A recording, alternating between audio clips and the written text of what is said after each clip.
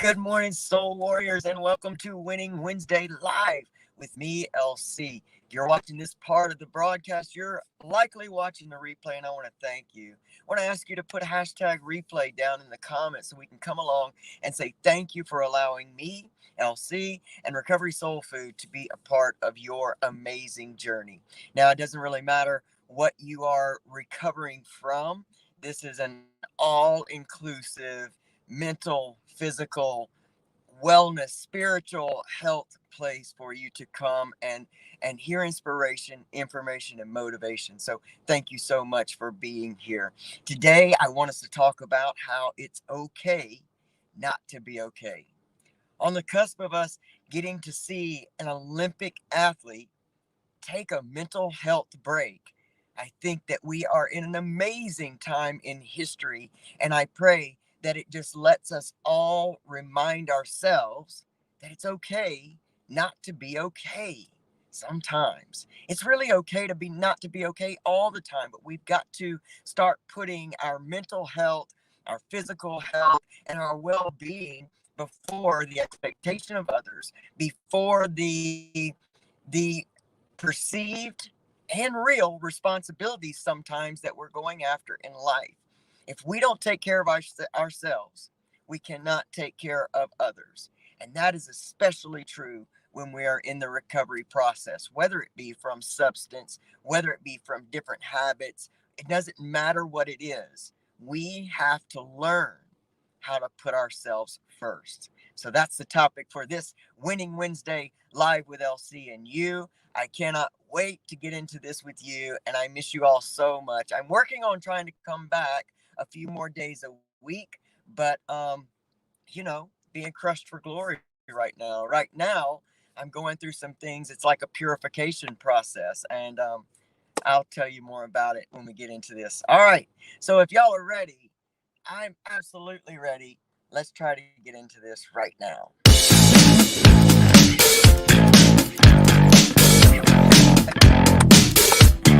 You gotta love soul.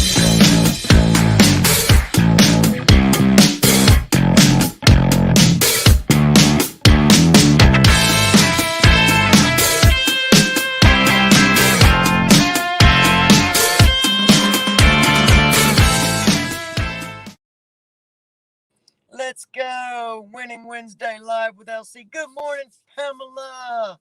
Y'all know Pamela is the creator and amazing hypnotherapist for Breakthrough Hypnotherapy. I'm telling you, for Recovery Soul Food listeners, she's willing to give a free full session. So I want you all to go visit Pamela on Facebook at Breakthrough Hypnotherapy or on her website at hypnobreakthrough.com and tell her that LC and Recovery Soul Food sent you.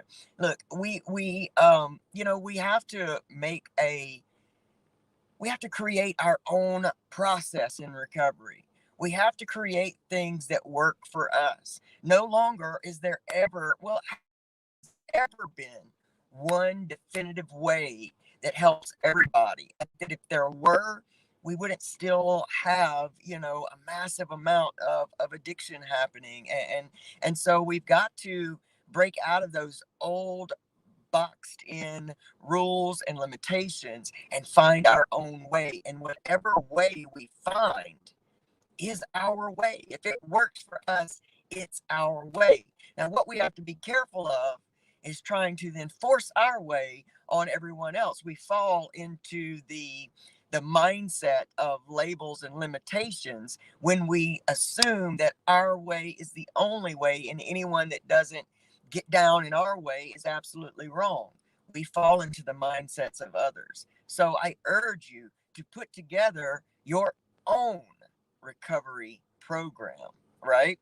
Good morning, Paula Folsom. So good to see you. And Livy LaDonna. And if there's anyone else here that I haven't seen, it's because I'm on mobile, and StreamYard on mobile is crazy. I'm just happy to be able to have put a little bit of video in there because, this thing goes the way it wants to every time. I'm sitting in my car. It's a really rainy day. And it's one of these days where I could really be tempted to get within my mind. Because I'm going to tell you, there's a lot going on right now in my life. A lot going on.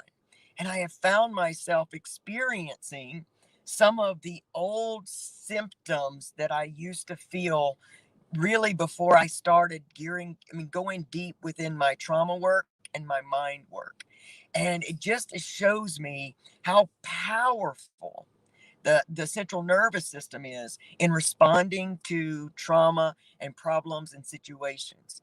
And when I saw that Simone Biles, are an amazing, elite athlete in the midst of the Olympics said, I don't feel right. I'm not feeling this. I gotta take some time. I gotta take a mental health break. And I was so grateful that she actually used the words mental health. Look, we have learned for so many generations that anything having to do with mental health is shameful. It should be secret. Keep that, fix your hair and cover up your crazy is what's been said in generations past. And you know, I still sometimes struggle, and I'm a mental health advocate. You guys know that I am all for, hey Brian, I'm all for us putting that mental health, our wellness in the forefront of our lives, because without it, we're just emptiness trying to give out. And that's when we get ourselves into a place that's so dangerous for us in any type of recovery or healing process, when we get ourselves so exhausted mentally, physically, emotionally, and yet we're still trying to maintain these outward things, these external responsibilities, and being there for people, and doing all that. We put ourselves in a dangerous place for relapse of any and every kind. Because when we get ourselves to the place of desperation, the body moves into that survival. It moves into that, I got to survive here. And it will begin to reach for the quickest avenue to make ourselves peaceful, or find some type of release, or find just some type of escape, or whatever. And when we do that, we just forget that all along in this time, because it's always a buildup. It's never anything that happens like that. We think it is because we're not aware of the buildup as it starts. But all along the buildup, in the buildup process, man, we have been faced with choices. We've said yes when we needed to say no. We've said okay when we needed to say, I just can't do it today. And we always do that from some deep seated fear. And generally, when we're saying yes to people that we don't really want to say yes to, it's because we have a deep, deep underlying subconscious fear of rejection. If I say no, they'll reject me. Rejection in our very earliest days of humanity, rejection equaled death. And there's still so much of that that lives primitively within us. And so, hey, Susan, and so it is vital for us to take Simone's lead and say, I'm not okay today. And that's true.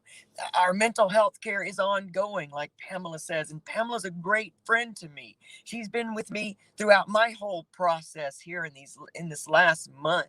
This last year for us and my family, me and my wife especially, has been just one of these feet to the fire learning processes. It's been a transition. It's been what I call a purification process. And a purification process generally is a bit painful, because it's bringing up all those areas in life that you still need to work in. Places that, you thought you had it, but it was really just a surface level habit. Or we find out that there's different levels to everything. There's many different levels to forgiveness. There's many different levels to grief. There's many different levels to resentments. And generally, till we're faced with something that we can't actually, move around from or move to the side, we're not quite sure how much work we still need to do. And do I believe that we ever get to a place where all of our work is done? No, because life is ever changing. We are have the beautiful gift of being human. And in human life, there is new trials, there's new triumphs in every single day. Lately, I've been trying to train myself to be so comfortable in change because I found over this past year that anytime that I've built these little routines, have a blessed day, Susan. Anytime I've built these routines and they've been shaken up, then that's when I suffer. And I suffer greatly mentally because I start asking myself the question of, oh, I thought I had this, I thought this was my safe space, or here I thought this routine was going to help me. And what I'm trying to do with my life right now is really just get comfortable with change. So I'm doing things in a new order every single day. And yeah, man, it shakes me up. But my friend Pamela has been reminding me throughout this whole entire time, especially this last month when we actually moved, and I've been feeling a lot of physical symptoms that are the same as the past when I used to live in my head and I used to live trying to give away more than I had. I've started experiencing those things again, and having an amazing friend and a resource that is also in the same healing mindset to remind me that you gotta take time for you. Like you gotta take care of yourself. Like in the big scheme of things, what you feel is so important right now is really not as important as you believe it is. Because if you don't take care of yourself, you could harm yourself. I mean, let's talk about this elite athlete right now. If she didn't take this time, if she didn't say, I'm not okay, and didn't take this time right now, she could have gotten hurt. Like, physically hurt and could have been hurt. Her career could be over and getting hurt. And that's what we do all the time in everyday life when we're giving from an empty place. Is that's when we run into sickness. That's when we run into these arguments and big blowups that we have, these disconnections with our relationships. This is when we run into relapse, when we're so far down that we just don't have the strength to fight. And so I guess what I want to lend to you today is the ability to tell yourself that when you're not okay, it's okay. And that it's okay for you to put yourself first. There's a difference in selfishness and self-care. We know that, but maybe we need a reminder. Selfishness, has nothing to do with the greater good. It's just all about me and right now. But self-care equals what's best for me in this moment for the long run. And, that's my own personal definition. And that's how I define it in my own life. And yeah, it's hard to say no to people a lot of times.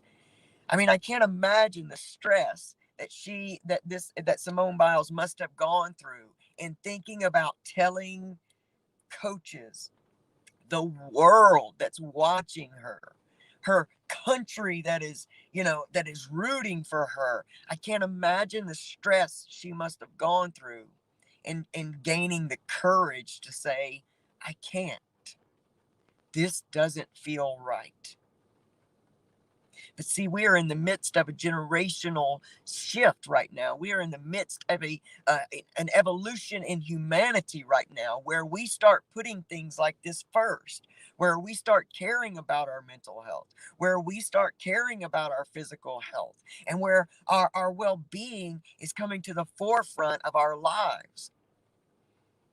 And we see this shift in courageous people making big, bold moves like this. These bold moves that say it's okay not to be okay.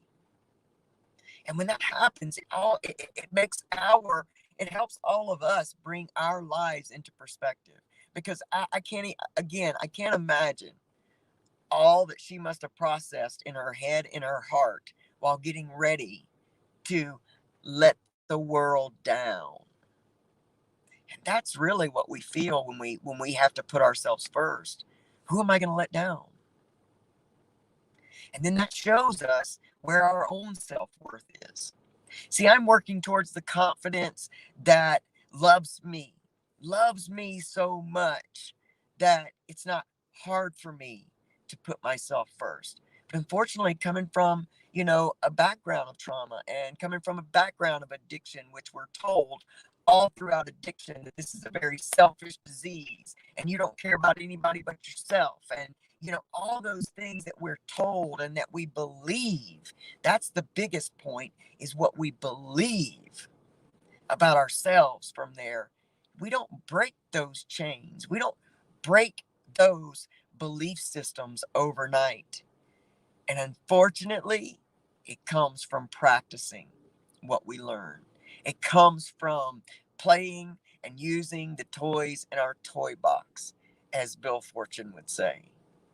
We have to get in these situations and do the work in order to actually gain the confidence that we want. It would be amazing to stand on the outside of all of this and wish it all to be true and just get it. But unfortunately, this is where we have to do the work. And the work is so uncomfortable. And I like what Brian says, get comfortable getting uncomfortable. And I think that there is a very valuable, a very valuable tool in all of that. When you can get yourself so comfortable with being uncomfortable, it makes the work a little bit easier to get into. The fact is, we don't like being uncomfortable.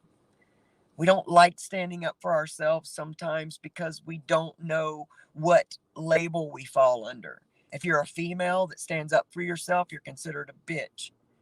If you're a male that stands up for himself, you're considered an asshole. But when do we break those old cycles of belief? When do we break those old cycles and come back to the place of, man, I'm worth feeling good. I'm worth having and living my best life. I'm worth taking this time for me so that I can then give from a place of wholeness, of fullness, of love. Because love is a job, you know what I mean? Like love is an action. Love is not necessarily an emotion or a feeling, not true unconditional love that we're talking about in understanding and loving one another. See, that's not a gooey emotional feeling. That's action. That's action. And how do we do that if we tire ourselves out so much with trying to please everybody, trying to be the best for everybody, trying to even keep our masks on? Because how much work is it for us to keep our I'm okay mask on all day, when inside and just under that mask, we're screaming for somebody to see that we're not okay and give us permission to take time for ourselves? We don't need permission to take time for ourselves. We've just got to have the courage to do it. So I applaud Simone Biles, and she has inspired my life greatly. And I pray that she's inspired yours, especially in this recovery and this healing community.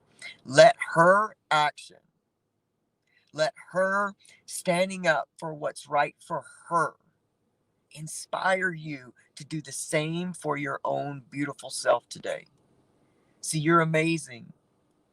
And you got to come to believe that and understand that. Know your worth, that you're worthy of a life that is exactly the way that you design it in your heart and your soul. Come into alignment with how you were created to live.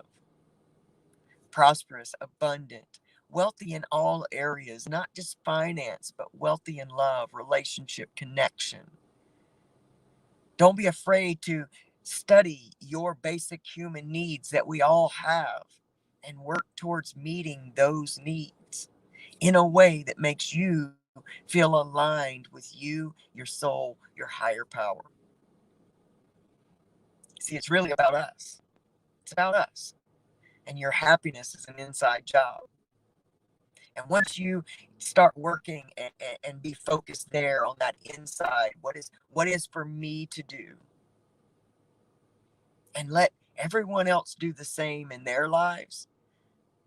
I'm preaching to myself right now too. Y'all got to know, woo, you're with me. You're with me. We're doing something together here. But when we do that, our personal power is it's unmeasurable. And imagine the difference you can make in the world when you are at your best, owning who you are, owning your power, and using it for the greater good of all of humanity. That's who we are. And together we can accomplish living and walking in that every single day. So I love you guys so much. I hope you have an amazing Winning Wednesday. You are absolutely powerful enough to make that choice. And remember today, it's okay not to be okay. So take the time you need for you so that you can give from a place that is full. You deserve that. I love you guys so much. Don't forget to go visit Pam at hypnobreakthrough.com and join us again Sunday night for another powerful Sunday Soul Session discussion. It'll be Pamela and I this weekend, and we're going to talk about some good stuff. I love you, Brian. Love you, Susan. Love you, Livy. Love you so much, Pam, and anyone else that's here. Paula Folsom. Love you, kid. Y'all hang on. Y'all do the best you can. And know